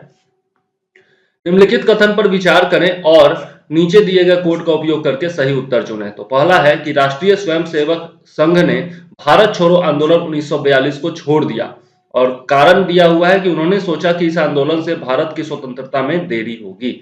तो कथन जो है वो सही है कि भारत छोड़ो आंदोलन में भारतीय राष्ट्रीय स्वयंसेवक संघ ने भाग नहीं लिया था, ठीक है। लेकिन ये रीजन जो दिया हुआ है ये गलत है, ठीक है। तो आंसर क्या हो जाएगा? ए सत्य है लेकिन आर जो है वो असत्य है, ठीक है। 111 का आंसर हो जाएगा सी, ठीक है। चलिए आगे देख लेते हैं। 112 नंबर क्वेश्चन क्या है? 1856 में पारित निम्नलिखित कानून धार्मिक विकलांगता अधिनियम यानी कि रिलीजियस डिसेबिलिटी एक्ट, सती निषेध विनियमन 17, हिंदू विधवा पुनर्विवाह अधिनियम और चौथा दिया हुआ है हड़प नीति। इन चारों के बारे में सही कोड चुनना है, ठीक है। 1856 में कौन कौन सा पारित हुआ था यह हमें चुनना है, ठीक। तो यहां पर यदि देखें तो धार्मिक, ये जो आपका रिलीजियस डिसेबिलिटी एक्ट है ये 1856 में हुआ था और साथ में आपका हिंदू विधवा पुनर्विवाह अधिनियम यह भी जो है 1856 में हुआ था। तो आंसर क्या हो जाएगा? 1 और 3 हो जाएगा। ए नंबर ऑप्शन सही है, ठीक है। चलिए आगे देख लेते हैं। Which Maharashtrian reformer was known as लोकहितवादी? किस महाराष्ट्र के सुधारक को लोकहितवादी के रूप में जाना जाता है? तो पहले भी मैं पिछले वीडियो में बता चुका हूं, ये एमजी रानाडे, महादेव गोविंद रानाडे, उसके बाद गोपाल कृष्ण गोखले, पंडिता रामाबाई और गोपाल हरि देशमुख। यहाँ पर लोकहितवादी जो है वो गोपाल हरि देशमुख जी को कहा जाता है, ठीक है। तो याद रखिएगा, पिछले वीडियो में भी मैंने बताया था ये प्रश्न। चलिए आगे देख लेते हैं। किसके द्वारा मंदिर प्रवेश के अधिकार की मांग की गई, जिसके लिए तिरुनेलवेली में 1899 में भयानक दंगे की शुरुआत की गई थी? By whom demanded the right of temple entry for which the Tirunelveli terrible right was launched in 1899। सबसे पहले तो याद रखिएगा 1899 में हुआ था तिरुनेलवेली में दंगा। अब इसमें है वोक्कालिगा, नादरा, माहेर और पाली। तो आंसर क्या हो जाएगा, आंसर हो जाएगा नादरा। नादरा जो थे उन्होंने यहाँ पर मारवा के खिलाफ, नादरा, नादरा वर्सेस मारवा, ठीक है, नादरा और मारवा के बीच में यहाँ पर संघर्ष हुआ था, ठीक, और यहाँ पर दंगा जो है वो भड़क गया था 1899 में। और ये कब हुआ था, 6 जून 1899 को हुआ था, ये याद रखिएगा, ठीक है, डेट जरूर याद रखिएगा, बीपीएससी डेट से बहुत ज्यादा क्वेश्चन पूछता है, ठीक। आगे देख लेते हैं, नेक्स्ट क्वेश्चन है हमारा, 19वीं शताब्दी के धर्म एवं समाज सुधार आंदोलनों ने जनसंख्या के किस वर्ग को मुख्यतः आकर्षित किया? Which classes of population have been influenced by 19th century religious and social reform movements? बुद्धिजीवी, नगरीय उच्च जातियां, निर्धन सर्वसाधारण वर्ग, या फिर उदार रजवाड़े, ठीक है। तो इसमें जो है हम लोग देखते हैं कि 115 में यहां पर हम लोग देख सकते हैं कि 1, 2 और 4 मतलब कि बुद्धिजीवी, नगरीय उच्च जातियां और उदार रजवाड़े, ये तीनों जो है वो मुख्यतः प्रभावित हुए थे, आकर्षित हुए थे धर्म एवं समाज सुधार आंदोलन से। यहाँ पर निर्धन सर्वसाधारण वर्ग यानी कि कॉमन पीपुल जिसको कहते हैं, आम इंसान जिसको कहते हैं, वो प्रभावित नहीं हुआ था इन आंदोलनों से, ठीक है, याद रखिएगा, ठीक। चलिए 1, 2 एवं 4, इसलिए इसका आंसर हो जाएगा डी, ठीक। चलिए आगे देख लेते हैं, नेक्स्ट क्वेश्चन क्या है हमारा, नेक्स्ट क्वेश्चन है, किस वर्ष हिंदुस्तान रिपब्लिकन एसोसिएशन की स्थापना हुई? हिंदुस्तान रिपब्लिकन एसोसिएशन और हिंदुस्तान सोशलिस्ट रिपब्लिकन एसोसिएशन, एक है HRA और एक है HSRA, दोनों में अंतर है, ठीक है। तो दोनों का अंतर मैं अभी बताऊंगा आपको। 1920, 1924, 1928 और 1930, ये सारे ऑप्शन दिए हुए हैं, ठीक है। तो HRA की जो स्थापना हुई थी, हिंदुस्तान रिपब्लिकन एसोसिएशन की, यह हुई थी आपकी 1924 में, ठीक है। 1924 में HRA की स्थापना हुई थी, ठीक है। और इसकी स्थापना में महत्वपूर्ण योगदान किसका था? सचिंद्र नाथ सान्याल का। सचिंद्र नाथ सान्याल जो थे उनका महत्वपूर्ण योगदान था, उनको इसका संस्थापक माना जा सकता है, ठीक है। और इसी संगठन के लोगों ने काकोरी कांड किया था, ठीक है, काकोरी कांड इसी संगठन के लोगों ने किया था। कब किया था? 9 अगस्त, आज का दिन भी 9 अगस्त ही है जब मैं वीडियो रिकॉर्ड कर रहा हूं। तो 9 अगस्त 1925 को काकोरी कांड हुआ था, जिसमें सरकारी ट्रेन को लूटा गया था, डकैती की गई थी, ताकि क्रांतिकारियों के लिए धन इकट्ठा किया जा सके और हथियार वगैरह खरीदा जा सके, ठीक है। तो काकोरी ट्रेन डकैती 9 अगस्त 1925, ठीक, आज ही के दिन याद रखिएगा, 1924, ओके।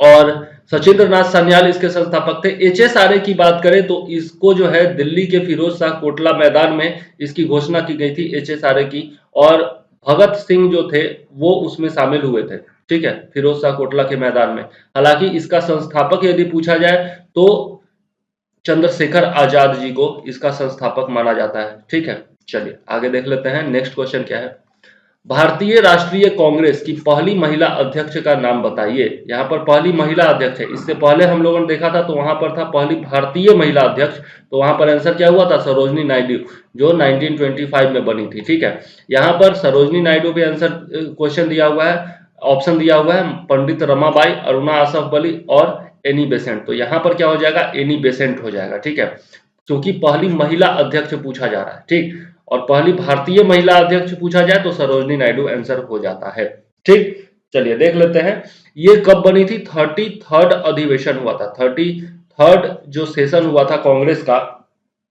ये कलकत्ता में हुआ था, ठीक है, और उसमें ये बनी थी, ठीक, कलकत्ता में, ओके, याद रखिएगा, ठीक। और ये जो हुआ था आपका 33rd अधिवेशन, ये कब हुआ था? ये आपका हुआ था, यहाँ पर 8-8 साल याद रखिएगा, ठीक है, 8-8 साल याद रखिएगा, आपको याद रखने में आसानी होगी। 1917, 1917 में एनी बेसेंट, 1925 में सरोजनी नायडू, और फिर इसमें 8 ऐड कर दीजिए, तो नेक्स्ट जो बनी थी आपकी, वो बनी थी 1933 में, ठीक है। नेक्स्ट जो महिला बनी थी वो 1933 में बनी थी। कौन बनी थी? जरा सा कमेंट में लिख करके हमको बताइएगा, ठीक है, कमेंट में जरूर बताइएगा कि 1933 में कौन बनी थी महिला जो कि कांग्रेस की अध्यक्ष थी, ठीक। चलिए आगे देख लेते हैं, 1873 में सत्यशोधक समाज की स्थापना किसने की? 1873 ईस्वी में सत्यशोधक समाज की स्थापना किसने की थी? ये क्वेश्चन है। गोपाल कृष्ण गोखले, ज्योतिबा फुले,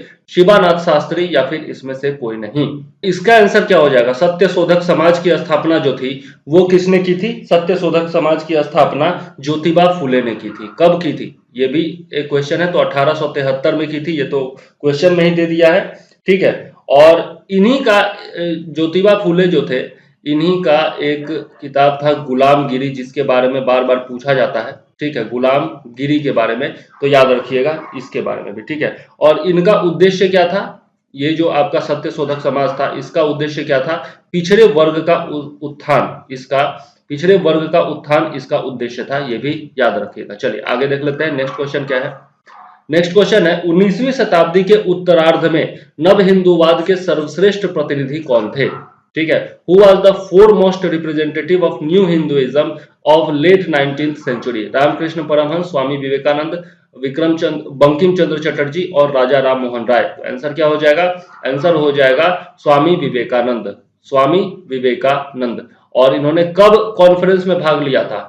कब इन्होंने कॉन्फ्रेंस में भाग लिया था, ये जरा कमेंट में बताइएगा मुझे, ठीक है, क्योंकि बहुत ही आसान क्वेश्चन है और आपको पता होना चाहिए, ठीक। तो कॉन्फ्रेंस में कब भाग लिया था, ये आप बताइएगा मुझे।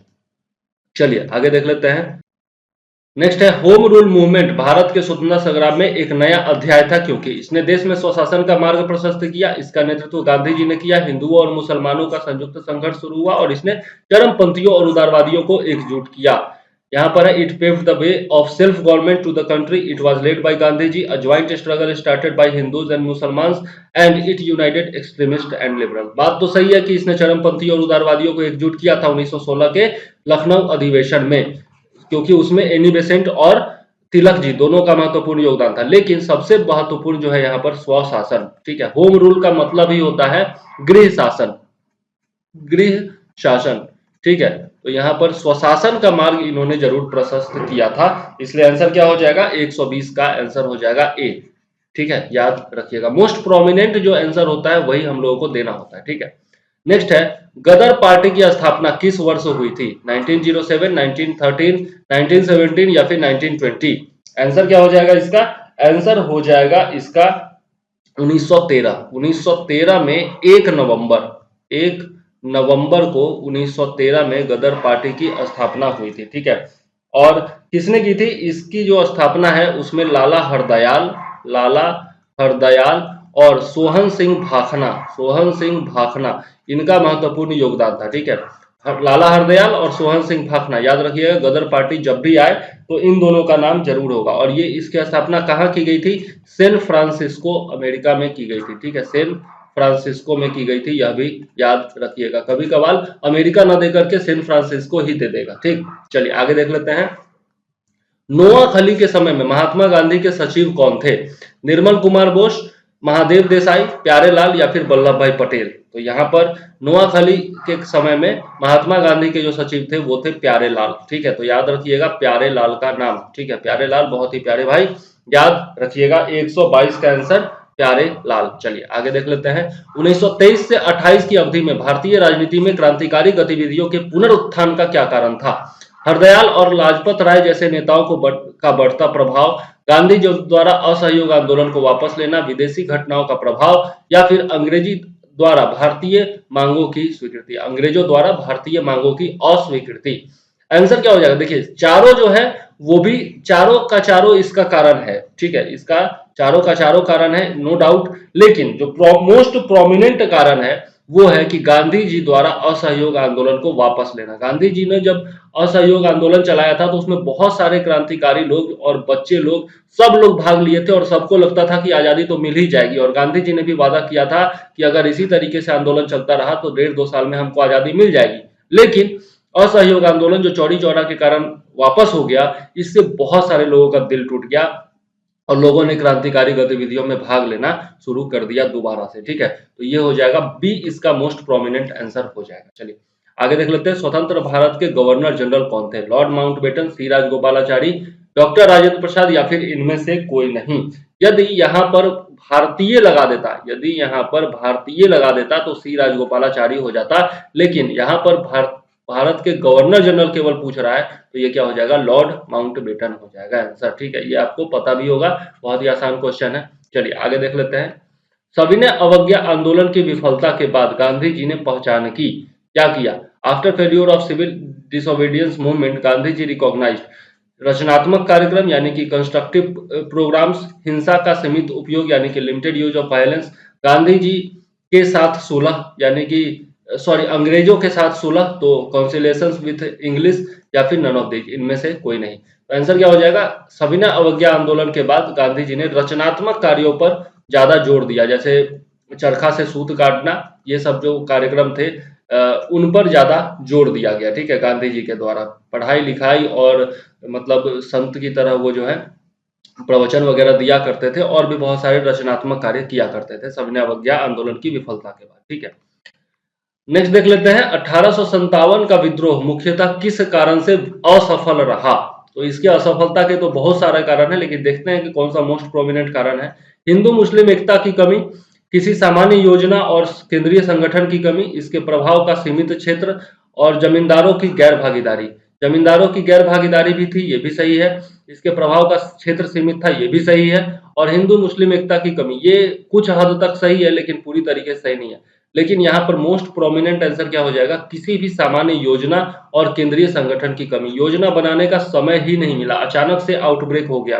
ठीक है, मेरठ में, तो यह जो है आपका, और केंद्रीय संगठन तो था नहीं, जो आपका बहादुर शाह जफर था, वो जो था क्या था, बहुत ही ज्यादा कमजोर था। ठीक है, और उसके बाद के जितने जितने भी लेटर मुगल के शासक थे वो सब बहुत ही ज्यादा कमजोर थे, और दिल्ली की सत्ता पर जो लोग भी विराजमान थे वो लोग बहुत ही ज्यादा कमजोर थे और बूढ़े भी हो चुके थे, तो वो नेतृत्व कर नहीं सकते थे ढंग से। ठीक है, तो केंद्रीय संगठन की कमी थी। ठीक है, और उस समय ये मोबाइल और पेजर और बाकी सब चीजें तो हुआ नहीं करती थी कि ईमेल कर दिया और सब लोग इकट्ठा हो गया, व्हाट्सएप मैसेज कर दिया और सब लोग इकट्ठा हो गए।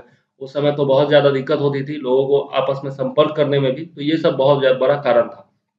अब यहाँ पर सूची 1 दिया हुआ है, सूची 2 दिया हुआ है, और इसमें जो है आपको मिलान करना है कि सही मिलान क्या है। तो भारत में स्वतंत्रता आंदोलन का इतिहास, ठीक है, पहला है। दूसरा है बिहार में स्वतंत्रता आंदोलन का इतिहास। तीसरा है आनंद मठ। चौथा है परसेप्ट ऑफ जीसस, और पांचवा है हमारे भारतीय मुसलमान। और इधर दिया हुआ है ताराचंद, दूसरे में दिया हुआ है डब्ल्यू हंटर, तीसरे में राम मोहन राय, चौथे में फादर बुल्के, और पांचवें में के दत्ता। ठीक है, और यहाँ पर एक छठा ऑप्शन भी होगा, यहाँ पर एक छठा ऑप्शन जो है वो मिसिंग है, और ये है बंकिम चंद्र चटर्जी। ठीक है, छठा ऑप्शन जो है बंकिम चंद्र चटर्जी, क्योंकि देख रहे हैं आप ऑप्शन में जो है आपका 6 नंबर भी दे रहा है बार बार, है ना। तो यहाँ पर यदि हम लोग मिलान करें तो आंसर कौन सा सही हो जाएगा, आंसर यहाँ पर 127 का सही हो जाएगा सी। ठीक है, 1 5 6 3 2, तो इसका मतलब पहला का क्या हो जाएगा, पहला का हो जाएगा ताराचंद। ठीक है, भारत में स्वतंत्रता आंदोलन का इतिहास ताराचंद। ठीक, उसके बाद बिहार में स्वतंत्रता आंदोलन का इतिहास के यहाँ पर बिहार में स्वतंत्रता आंदोलन का इतिहास के दत्ता। ठीक, ये हो जाएगा दूसरे का आंसर। ठीक है, मतलब कि बिहार में स्वतंत्रता आंदोलन का इतिहास। आनंद मठ की बात करें तो सब लोग जानते हैं आनंद मठ किसने लिखा था, बंकिम चंद्र चटर्जी ने लिखा था। परसेप्ट्स ऑफ जीसस, इसकी बात करें तो परसेप्ट्स ऑफ जीसस जो है वो राजा राम मोहन राय का लिखा हुआ है। और हमारे भारतीय मुसलमान, इसकी बात करें तो हमारे भारतीय मुसलमान लिखा था किसने, डब्ल्यू हंटर ने। ठीक है, तो आंसर क्या हो जाएगा 1 5 6 3 2, आंसर सी। चलिए आगे देख लेते हैं। गांधी जी ने निम्नलिखित में से किस सत्याग्रह आंदोलन में सीधे भाग नहीं लिया था, डायरेक्टली उन्होंने पार्टिसिपेट नहीं किया था? राजपूत सत्याग्रह, खेरा सत्याग्रह, बैकोम सत्याग्रह और असहयोग आंदोलन। असहयोग आंदोलन तो उन्होंने ही चलाया था, खेरा सत्याग्रह में भी पार्टिसिपेट किया था और राजपूत सत्याग्रह में भी उन्होंने पार्टिसिपेट किया था। बैकोम सत्याग्रह जो है इसमें उन्होंने डायरेक्टली भाग नहीं लिया था, हालांकि नेतृत्वकर्ताओं में शामिल थे, लेकिन डायरेक्टली उन्होंने बैकोम सत्याग्रह में भाग नहीं लिया था। तो इसलिए आंसर क्या हो जाएगा, बैकोम सत्याग्रह हो जाएगा। चलिए आगे देख लेते हैं। नेक्स्ट क्वेश्चन क्या है, भारत छोड़ो आंदोलन के बाद कौन से क्षेत्र अशांति से प्रभावित हुए? बिहार, बंगाल, गुजरात या फिर संयुक्त प्रांत?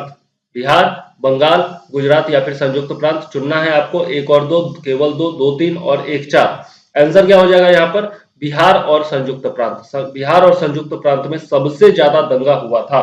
ठीक है, तो 129 का आंसर क्या हो जाएगा, 1 और 4, यानी कि डी आंसर हो जाएगा। चलिए आगे देख लेते हैं।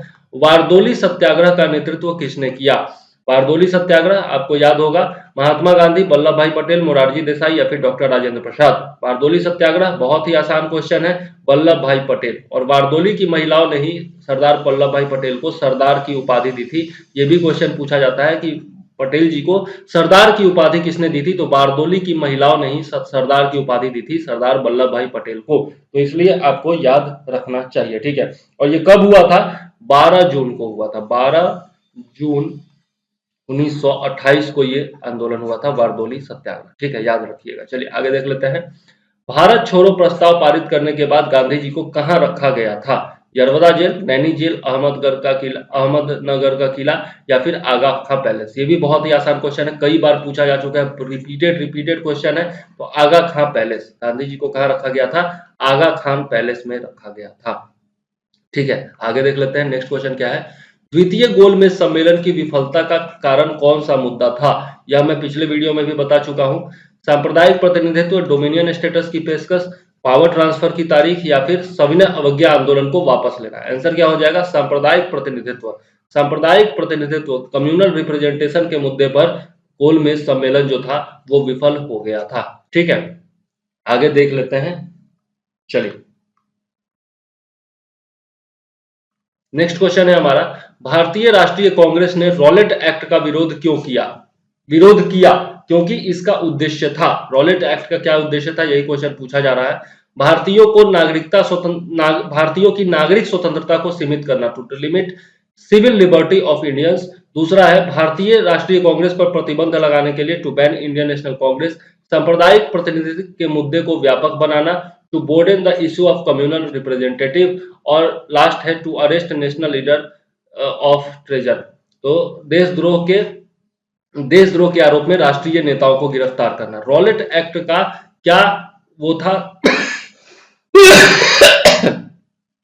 रॉलेट एक्ट क्यों लाया गया था, तो इसका जो महत्वपूर्ण कारण था वो था भारतीयों की नागरिक स्वतंत्रता को सीमित करना। यहां पर इसको कहा जाता था नो अपील, नो, कोई अपील नहीं, कोई दलील नहीं, कोई वकील नहीं, ठीक है, ये कहा जाता था इसके बारे में, ठीक।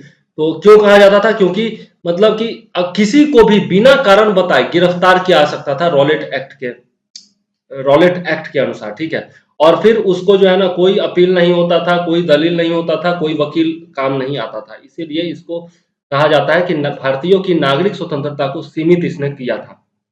चलिए आगे देख लेते हैं। स्वामी विवेकानंद ने रामकृष्ण मिशन की स्थापना किस वर्ष की थी, ठीक है, ये क्वेश्चन है। 1861, 1891, 1893 और 1897। तो 1893 में उन्होंने कॉन्फ्रेंस में भाग लिया था, ठीक है, ये क्वेश्चन भी मैंने पूछा था, बता भी दिया, खैर जो भी है। 1893 में कॉन्फ्रेंस में उन्होंने भाग लिया था और विश्व हिंदू महासम्मेलन जो था अमेरिका में, उसमें भाग लिया था। और 1857 में, 4 साल के बाद 1897 में उन्होंने रामकृष्ण मिशन की स्थापना कर दी थी, ठीक है, याद रखिएगा।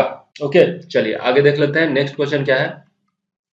1938 में भारतीय राष्ट्रीय कांग्रेस के अध्यक्ष के रूप में किसे चुना गया, Who was elected as the president of Indian National Congress in 1938? Abul Kalam Azad, Subhash Chandra Bose, Pattabhi Sitaramayya या फिर जेबी कृपलानी। आंसर क्या हो जाएगा, आंसर हो जाएगा सुभाष चंद्र बोस, सुभाष चंद्र बोस, याद रखिएगा। 1938 में कौन बने थे, सुभाष चंद्र बोस बने थे। कहां पर, हरिपुरा अधिवेशन हुआ था, ठीक है, हरिपुरा में अधिवेशन हुआ था जिसमें सुभाष चंद्र बोस बने थे। और इसके नेक्स्ट ईयर 1939 में त्रिपुरी में अधिवेशन हुआ था, उसके भी शुरुआती अध्यक्ष कौन थे, सुभाष चंद्र बोस ही थे। लेकिन सुभाष चंद्र बोस थे वो गर्म खून के थे, वो अंग्रेजों से आजादी छीनना चाहते थे, जबकि जवाहरलाल नेहरू, गांधी जी इत्यादि जो थे वो अहिंसक आंदोलनों में विश्वास करते थे। तो इस कारण से दोनों में मतभेद हुआ और सुभाष चंद्र बोस ने इस्तीफा दे दिया। यहां तक कि 1939 के चुनाव में गांधी जी ने सुभाष चंद्र बोस के खिलाफ पट्टाभी सीतारामैया का प्रचार किया था, लेकिन उनके गांधी जी के प्रचार के बावजूद सुभाष चंद्र बोस की लोकप्रियता इतना ज्यादा थी कि लोग त्रिपुरी में अधिवेशन में वो भी चुने गए थे। अच्छा, त्रिपुरी अधिवेशन के बाद जब सुभाष चंद्र बोस अध्यक्ष चुने गए और उन्होंने इस्तीफा दे दिया, इस्तीफा के बाद जो है डॉक्टर राजेंद्र प्रसाद को चुना गया था अध्यक्ष, ठीक है, ये भी क्वेश्चन पूछा जाता है, याद रखिएगा। चलिए आगे देख लेते हैं। निम्नलिखित में से किसने बंगाल में वैध शासन प्रणाली को समाप्त किया, Robert Clive, Lord Cornwallis, Warren Hastings या फिर इनमें से कोई नहीं। तो रॉबर्ट क्लाइव ने तो लगाया था 1765 में, ये आपको पता होगा। 1765 से लेकर 1772 तक ये चला था, ठीक है। जो बंगाल में द्वैत शासन प्रणाली लगाई गई थी वो 1765 से लेकर 1772 ईस्वी तक चला था। और इसको समाप्त किसने किया? समाप्त किया इसको यदि हम लोग देखें तो वारेन हेस्टिंग्स ने समाप्त किया 1772 ईस्वी में, ठीक है, याद रखिएगा। चलिए आगे देख लेते हैं। रंजीत सिंह ने सुप्रसिद्ध कोहिनूर हीरा किससे प्राप्त किया था? शाह शुजा, जमा शाह, दोस्त मोहम्मद से और शेर अली से। आंसर क्या हो जाएगा? आंसर इसका हो जाएगा शाह शुजा से। रंजीत सिंह को सुप्रसिद्ध कोहिनूर हीरा किससे प्राप्त हुआ था? शाह शुजा से प्राप्त हुआ था। निश्चित तौर पर आपको याद रखना चाहिए, ठीक। चलिए आगे देख लेते हैं। लॉर्ड वेलेस्ली की सहायक संधि को स्वीकार करने वाला पहला मराठा सरदार था। Who was the first Maratha sardar to accept the subsidiary alliance of Lord Wellesley. तो सबसे पहले तो याद रखिएगा सहायक संधि किसने चलाई थी? लॉर्ड वेलेस्ली ने चलाई थी। ये भी क्वेश्चन पूछा जाता है। ऑप्शन है पेशवा बाजीराव द्वितीय, रघुजी भोसले, दौलतराव सिंधिया या फिर कोई नहीं। तो आंसर क्या हो जाएगा इसका? पेशवा बाजीराव द्वितीय। पेशवा बाजीराव द्वितीय ने यह किया था, सहायक संधि को स्वीकार किया था, ठीक है। पहला मराठा सरदार था जिन्होंने सहायक संधि को स्वीकार किया था। कब किया था? 31 दिसंबर 1802 को स्वीकार किया था, ठीक है, याद रखिएगा। चलिए आगे देख लेते हैं। ऑल इंडिया मुस्लिम लीग का संस्थापक कौन थे? सर सैयद अहमद खां, एमडी इकबाल, उसके बाद आगा खां और अरविंदो घोष, ठीक है। यहां पर थोड़ा सा ट्विस्ट है। यहां पर यदि आगा खां ऑप्शन में हो तो सबसे पहले क्या आगा खां मारना है, लेकिन यदि साथ में सलीमुल्लाह भी हो, ठीक है, तो सबसे पहला ऑप्शन क्या हो जाएगा? सलीमुल्लाह हो जाएगा, उसके बाद आगा खां हो जाएगा, ठीक है। ये जरूर याद रखिएगा। तो पहला जो है सलीमुल्लाह खान होगा, उसके बाद आगा खां होगा और उसके बाद जो होगा आपका मोहसिन उल मुल्क होगा, ठीक है, मोहसिन उल मुल्क होगा। ये तीनों का ही योगदान था, लेकिन ये क्रम वाइज मैं बता रहा हूं कि पहले यदि ऑप्शन में दिया हुआ रहे तो सलीमुल्लाह मारेंगे, उसके बाद न दिया रहे तो आगा खां मारेंगे और उसके बाद भी न दिया रहे तो मोहसिन उल मुल्क मारेंगे, ठीक है। और अगर तीनों दिया हुआ है तो किसको मारेंगे? सलीमुल्लाह को मारेंगे, ठीक। ऑल इंडिया मुस्लिम लीग स्थापना कब हुई थी? ऑप्शन कमेंट में बताइएगा कि स्थापना कब हुई थी, कई बार बता चुका हूं। चलिए आगे देख लेते हैं। आत्मीय सभा के संस्थापक कौन थे? राजा राम मोहन राय, दयानंद सरस्वती, स्वामी विवेकानंद या फिर अरविंदो घोष, ठीक है। तो यहाँ पर आत्मीय सभा में बहुत सारे लोग कंफ्यूज होते हैं, लेकिन यहाँ पर मैं आपको बता दूं कि कंफ्यूज होने की जरूरत नहीं है। ये जो है आपका राजा राम मोहन राय ने स्थापना की थी। आत्मीय सभा की स्थापना राजा राम मोहन राय ने की थी। कब की थी? 1815 ईस्वी में। 1815 ईस्वी में राजा राम मोहन राय ने आत्मीय सभा की स्थापना की थी और इसका उद्देश्य क्या था? एकेश्वरवाद का प्रचार, एकेश्वरवाद का वो प्रचार करना चाहते थे, इसलिए उन्होंने आत्मीय सभा की स्थापना की थी, ठीक है। तो यहाँ पर 140 क्वेश्चन हमारा पूरा होता है। इस वीडियो को यहीं पर करते हैं समाप्त। मैं चंद्रवर्धन लेता हूं आपसे इजाजत। नेक्स्ट वीडियो में फिर से मुलाकात होगी और हम लोग 70 और क्वेश्चन देखेंगे। फिलहाल मुझे दीजिए इजाजत। जय हिंद, वंदे मातरम।